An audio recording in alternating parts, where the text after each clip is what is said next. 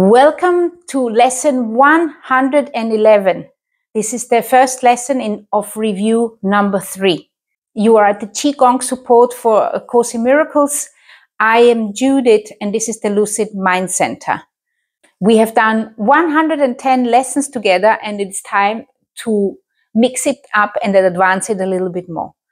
So how this is going to work is first we're going to connect ourselves with our Qi. We're going to connect ourselves with our higher self and ground ourselves.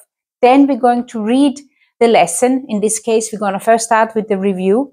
Then we're going to read the lesson and contemplate it. And afterwards, I'm going to suggest to you a Qigong class, which I have recorded specifically for this lesson. Before we start, make sure to subscribe to my channel. Let me know where you're watching from, how long you've been with A Course in Miracles, if this is the first time you are watching. And also let me know how this goes for you. So let's first connect to the Qi. Come to a chair, come to the edge of your chair. Have your buttocks rooted, the sitting bones rooted into the earth. Have your knees right above your feet. And it's you like on a tabletop. And you are kind of got 4 points which are connected to the earth. And then grow a 5th point from your tailbone. Lower your tailbone first, and then imagine that you are growing a tailbone into the earth, anchoring yourself in the earth. Very good. And then start shaking that tailbone. We just want to purify a little bit before we are connecting to our Qi. And we're going to do this from now on. At every lesson, we're going to connect ourselves first before we read the lesson to help ourselves understand better. We have advanced a lot. We understand Qi much better than we did 4 months ago. And now we want to use those tools which we have to help us speed up the process of understanding and of seeing. Very good.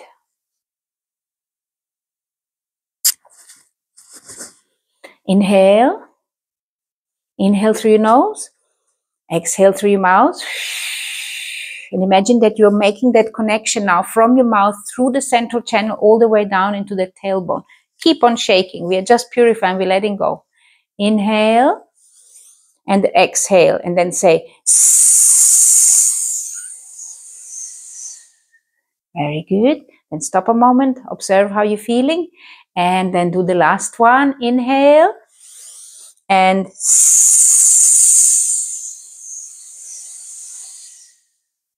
very good. And now we're going to just connect ourselves to that central channel. So we're connecting to our holy self. We are using the confidence of the earth and the light and wisdom of the universe to create that connection in that human experience of ours. So we connect to our earth. If you're sitting on a sofa, you can go a little bit in front, or you can just kind of hover it above the surface. You just want to get your palms above the surface. You just want to feel the Qi moving under your palms. Very good. And now you inhale up. Collect the heavenly Qi, connect to the universal Qi, to the divine Qi, and now exhale it down. Very good. Reinforcing our central channel. Now, if you are very good at this, you probably already know how to make your channel bigger, how to sit in your pillar of light. Collect and exhale. One more. We're going to exhale through the mouth. Last one. Connect the heavenly Qi, and we are still cleansing purifying our central channel, and we say very good. Shake it out. Get ourselves ready for this A Course in Miracle class. Very good. Put a smile on your face. Notice how you feel. And let's begin reading our lesson.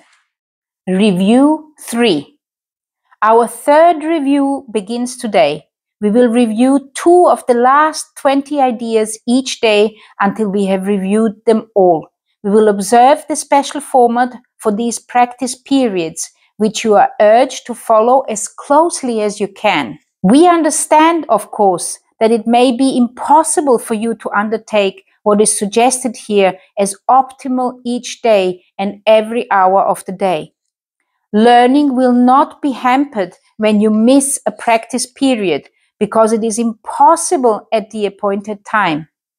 Nor is it necessary that you make excessive efforts to be sure that you catch up in terms of numbers. Rituals are not our aim and would defeat our learning goal. But learning will be hampered when you skip a practice period because you are unwilling to devote the time to it which you are asked to give. Do not deceive yourself in this. Unwillingness can be most carefully concealed behind a cloak of situations you cannot control.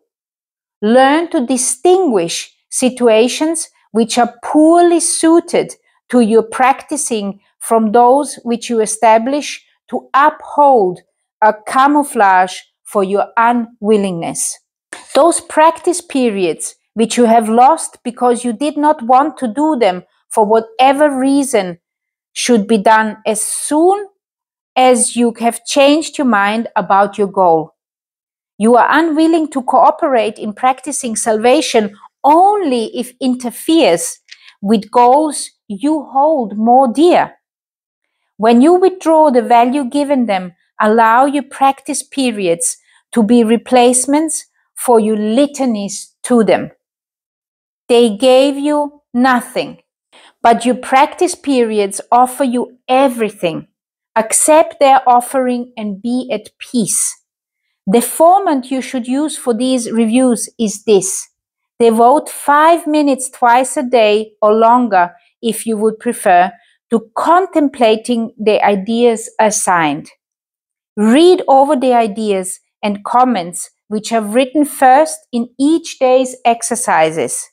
Then begin to think about them quietly, letting your mind relate them to your needs, your seeming problems, and all your concerns.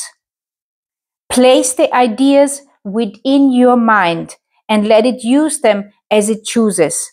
Give it faith that it will use them wisely, being helped in its decision by the one who gave the thoughts to you. What can you trust but what is in your mind? Have faith in these reviews. The means the Holy Spirit uses will not fail. The wisdom of your mind will come to your assistance. Give it direction at the start, then lean back in quiet faith and let it use the ideas you have given it as they were given you. You have been given them in perfect trust, in perfect confidence that you would use them well, in perfect faith that you would understand their messages and use them for yourself. Offer them to your mind in the same trust and confidence and faith. It will not fail. It is the Holy Spirit's chosen means for your salvation. And with His trust merits yours as well. We emphasize the benefits to you if you devote the first 5 minutes of the day to your review and also give the last minutes of your waking day to it. If this cannot be done, at least try to divide them so you undertake one in the morning and the other in the hours just before you go to sleep. The exercises to be done throughout the day are equally important and perhaps of even greater value. You have been inclined to do the exercises and then go on to other things without applying what you learned to them, to those things and situations. As a result, your learning has had little reinforcement and you have not given it the opportunity to prove its worth to you. Here is another chance to use it well. In these reviews, we stress the need to let your learning not lie idly by between your longer practice periods. Attempt to give you daily 2 ideas, a brief but serious review each hour. Use one on the hour and the other one a half an hour later. You need not give more than just a moment to each one. Repeat it and allow your mind to rest a little time in silence and in peace. Then turn to other things, but try to keep the thought with you and let it serve to help you keep your peace throughout the day. If you are shaken, think of it again. These practice periods are planned to help you form the habit of applying what you learn each day to everything you do. Do not repeat it and then lay it down. Its usefulness is limitless to you, and it is meant to serve you in all ways, all times and places, and whenever you need help of any kind. Try then to take it with you in the business of the day and make it holy, worthy of God's Son, acceptable to God and to yourself. Each day's review assignment will conclude with a restatement of the thought to use each hour and the one to be applied on each half hour as well. Forget them not. This second chance with each of these ideas will bring such large advances that we come from these reviews with learning gains so great that we begin again on solid ground.